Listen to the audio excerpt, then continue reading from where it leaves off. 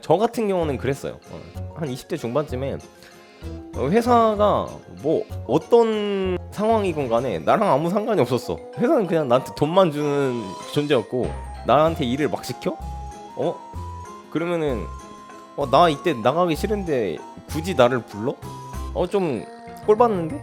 좀 불편한데? 나가기 싫은데? 그러면은 회사 때려치고 그냥 관두고 딴 데 가고 막 그랬었거든요.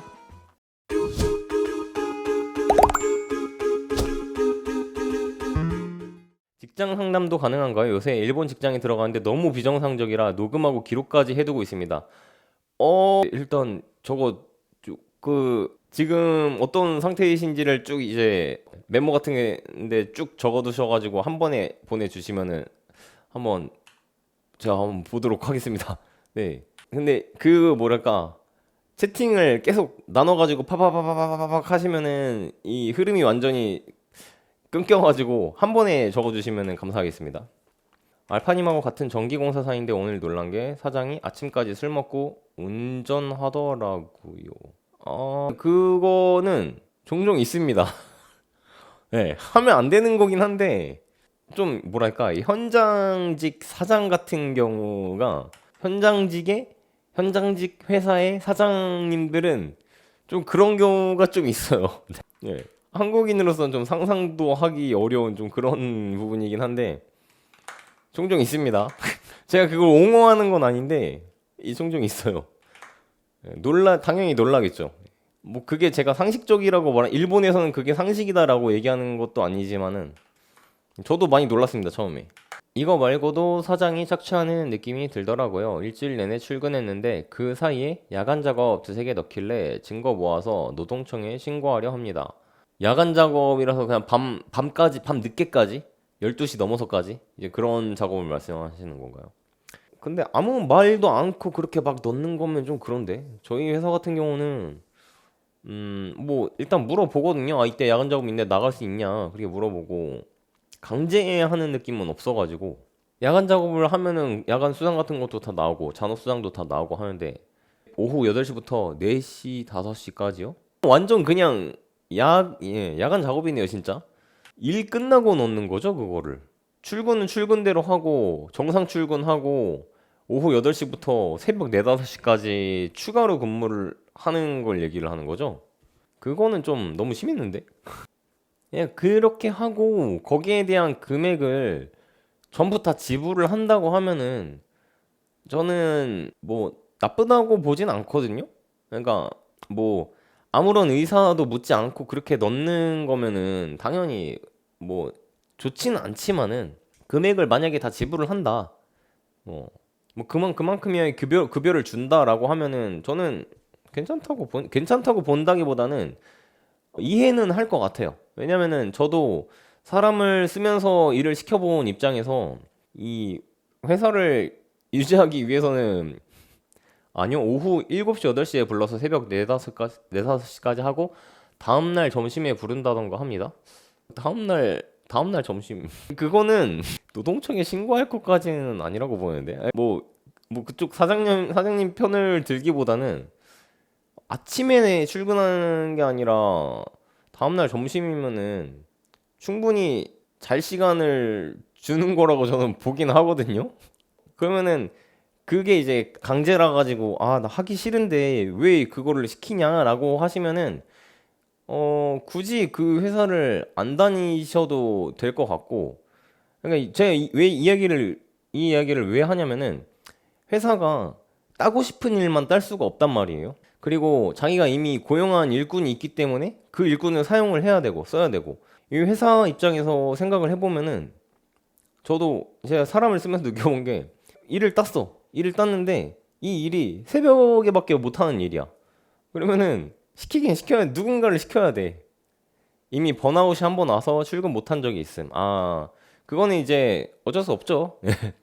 뭐 일을 하고 나서 저 이날 좀 쉴게요라고 이제 얘기를 하거나 그래서 뭐 쉬게 해주면 괜찮은데 뭐 그걸 이제 안 되겠는데 좀 너무 무조건 나와야 된다라고 하면 그때부터는 당연히 문제가 되는 거고 근데 이제 그렇게 일을 시키는 것 자체가 뭐 받을 것만 받는다면 저는 나쁘진 않다고 생각을 해요. 회사 입장에서는 어쩔 수 없는 거기 때문에 아니면은 본인이 앞장서가지고 새벽 일하는 거 너무 힘든데 아무래도 그것 거 아니에요. 중소기업일 거 아니에요. 대기업 아니잖아요. 그러면은 아무래도 현장직이기도 하고 현장직 회사 하면은 인원수가 진짜 큰 회사 아닌 이상은 10명 내지 한 20명? 20명? 그 정도 되지 않을까 생각을 하는데 물론 이제 10명도 안 되는 경우도 허다하고 그러면은 일을 나갈 수 있는 사람은 이제 정해져 있잖아요. 정해져 있고 새벽에 일거리가 들어오면은 누군가는 당연히 나가야 되고 그러면은 당연히 거기서 저는 이렇게 생각을 해요. 당장에는 저도 솔직히 20대 중반? 20대 중반까지만 해도 나밖에 몰랐거든. 뭐 빌 게이츠님이 그렇다는 게 절대 아니고 저 같은 경우는 그랬어요. 한 20대 중반쯤에 회사가 뭐 어떤 상황이건 간에 나랑 아무 상관이 없었어. 회사는 그냥 나한테 돈만 주는 존재였고 나한테 일을 막 시켜? 어? 그러면은 나 이때 나가기 싫은데 굳이 나를 불러? 좀 꼴받는데? 좀 불편한데? 나가기 싫은데? 그러면은 회사 때려치고 그냥 관두고 딴 데 가고 막 그랬었거든요. 그게 진짜 그냥 성깔대로 살았어요, 저도. 근데 일본 와가지고라기보다는 저도 이제 좀 이것저것 경험을 하면서 막 이제 자영업도 해보고 사람도 써보고 이제 그렇게 해보니까 나 같은 놈만 있었으면은 회사가 굴러가질 않겠다라는 게 좀 많이 그걸 깨달아가지고 아무래도 인원수가 적잖아요. 이 현장직 회사라는 게 대기업이 아닌 이상. 그래서 뭐랄까 상대한테 거기서 스트레스를 받기도 쉬워요. 아무래도 인원수가 적기도 하고 적으면 적을수록 한 사람이 해야 될 몫이 점점 늘어나다 보니까 스트레스를 많이 받기도 하는데 뭐랄까 현장직 일을 하는 이상은 어딜 가도 가끔씩 이제 그런 일들이 생기긴 하거든요. 그 회사 자체가 새벽 일을 위주로 물어오는 회사다라고 하면은 본인이 그게 마음에 안 드시면은 관두시면 되는 거고 뭐 한 달에 한두 번 있을까 말까 아니면 일주일에 한 번 정도 있을까 말까 한 정도라면은 그냥 뭐 버티면서 할 만하지 않나라고 생각을 하는데 본인이 몸이 못 버티시는 거면은 회사는 그 일을 해야 되는 회사인 거고 이제 그럴 경우에는 본인하고 맞지 않는 회사이기 때문에 뭐 그 회사가 나쁘다기보다는 그리고 회사의 어떤 뭐랄까 그 수익 같은 거나 그거를 매출을 어느 정도 유지를 하기 위해서는 그 일을 계속 따와야 되는 거고 되게 좀 그렇긴 한데 그리고 아까 전에 처음에 오셔가지고 말씀하셨던 것처럼 이 사장이 아침까지 술 먹고 운전하고 막 그런 거가 아무래도 다 이게 안 좋은 것들이 겹쳐 보이다 보니까 더 안 좋게 보게 되고 좀 그런 부분도 없지 않아 있는 것 같아요. 지금 제가 이야기를 들어봤을 때는 일단 시키는 대로 다 했는데 신입 한 달 차가 스케줄이 새벽 3, 4시에 끝나고 아침 7시에 불러버리길래 그거는 어느 정도 좀 보시는 게 좋을 것 같아요. 회사 자체가 그런 식의 일만 계속 해온 회사라면은 저는 개인적으로 좀 안 다니는 게 낫지 않나라고 생각을 하고 근데 그 야간 작업한 거를 전부 다 뭐랄까 그 수당을 전부 다 쳐줘가지고 월에 뭐 신입인데 월에 30만 원 이상을 받는다? 그러면은 뭐 저는 괜찮지 않나? 생각을 해요. 30만 원 이상이라는 게 테두리로 뭐라고 하냐? 한국어로 뭐라고 하지? 테두리를? 순수익이 통장에 꽂히는 게 30만 원 이상이다. 신입인데 그러면은 일단 한두 달 정도 좀 그 본인이 몸이 버틴다는 가정하에 그냥 어느 정도 좀 한번 상황 볼만 하지 않나 생각을 해요. 왜냐면은 야간 작업을 하면서 수당을 다 쳐주면은 금액이 또 상당히 되기 때문에 아무래도 일본 생활한 지 얼마 안 되셨으면은 그것마저도 굉장히 큰 그 뭐랄까 도움이 되기 때문에 회사에서 그렇게 버티면서 일을 하면은 전 개인적으로는 일본인들이 나름대로 정이 있다고 생각을 하거든요. 한국인들은 일본인들 정 없다라고 얘기를 많이 해가지고 어렸을 때부터 그 얘기를 많이 들었는데 저 이 사람 저 사람 뭐 영업이라기보다는 다른 회사 사람들하고 막 고객님들하고 막 되게 많이 컨택도 하고 하면서 여러 회사들을 많이 봐왔는데 저도 이제 일본에서 회사가 두 번째이기도 하고 생각보다 정이 되게 많은 것 같아. 내가 예를 들어서 그렇게 열심히 했어요. 그러면은 그걸 이제 인정을 해준단 말이에요. 어떤 형태가 됐든 간에.